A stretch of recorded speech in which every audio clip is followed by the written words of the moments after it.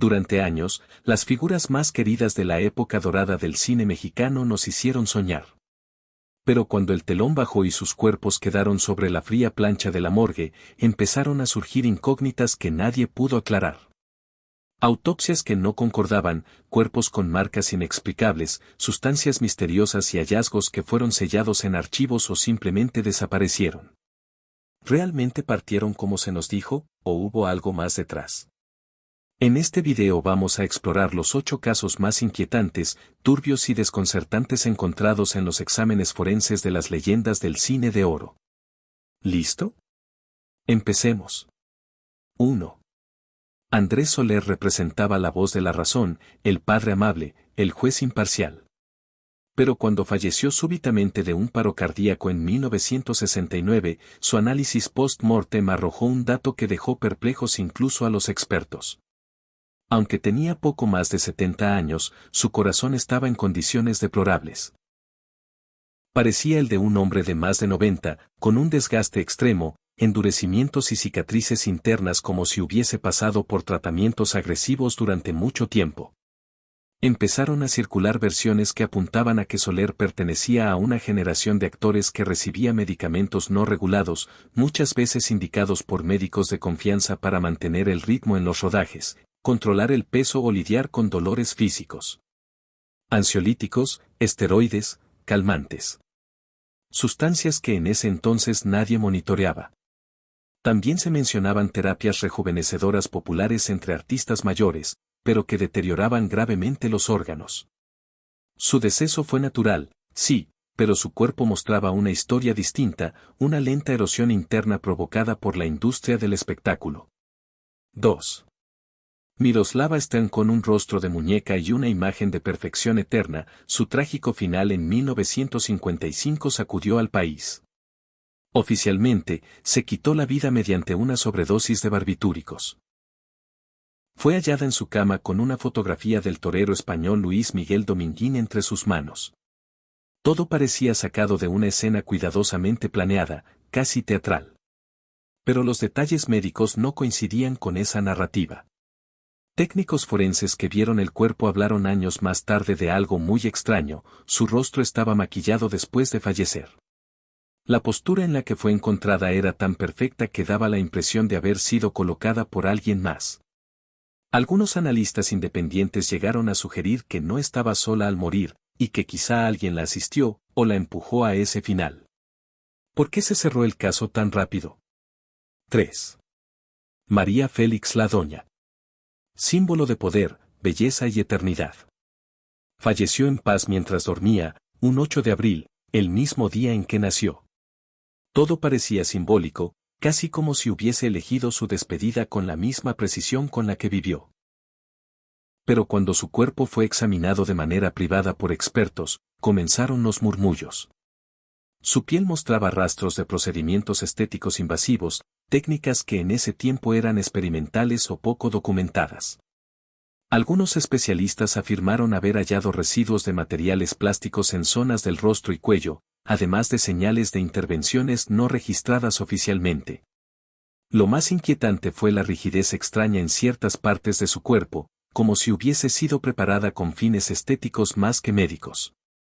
No hay archivos oficiales que lo confirmen, pero entre médicos y empleados funerarios, el rumor persistía: la doña murió como una escultura, pero parecía que ya lo era desde antes. 4. Mauricio Garcés Galán eterno, voz irresistible, ícono del estilo y la seducción. Murió oficialmente de un enfisema pulmonar, producto de décadas fumando como si fuera parte de su personaje. Sin embargo, quienes estuvieron cerca del proceso médico dijeron que había algo más. Voces del hospital y de la funeraria mencionaron que el estudio forense reveló daños internos que no se explicaban solo por el tabaquismo. Órganos con desgaste anómalo, afectaciones que algunos doctores vincularon con el uso prolongado de medicamentos experimentales o sustancias para mantener la energía, la voz y el aspecto físico. Incluso se mencionó un hallazgo no reportado públicamente, una irregularidad en su sistema linfático que jamás fue diagnosticada en vida. ¿Por qué se ocultó? ¿Se trató de proteger su imagen hasta el final? Lo cierto es que, según quienes conocieron los informes, Garcés se llevó varios misterios consigo, incluso dentro de su propio cuerpo. 5. El Indio Fernández. Se reportó que falleció tras caer por las escaleras de su domicilio. La versión oficial indicó un golpe en la cabeza por caída accidental. Pero los resultados forenses contaban otra historia. El traumatismo no se ajustaba del todo a una caída normal.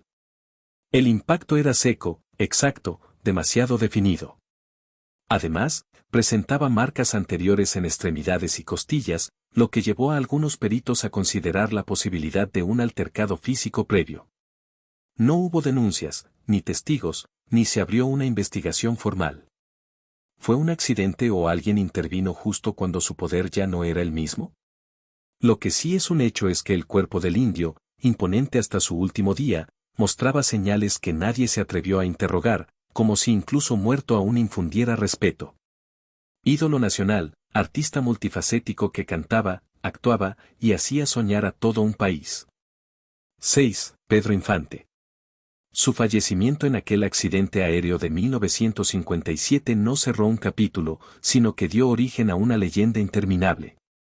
Los restos encontrados en el sitio estaban completamente carbonizados, casi irreconocibles. Aunque se identificó oficialmente por una placa dental metálica, no todos quedaron convencidos. Algunos aseguraban que la complexión del cuerpo no coincidía, otros afirmaban haberlo visto con vida años después en pueblos remotos. Incluso se habló de una confesión: Pedro no murió, lo escondieron. La autopsia nunca se mostró al público, y su rostro jamás fue revelado.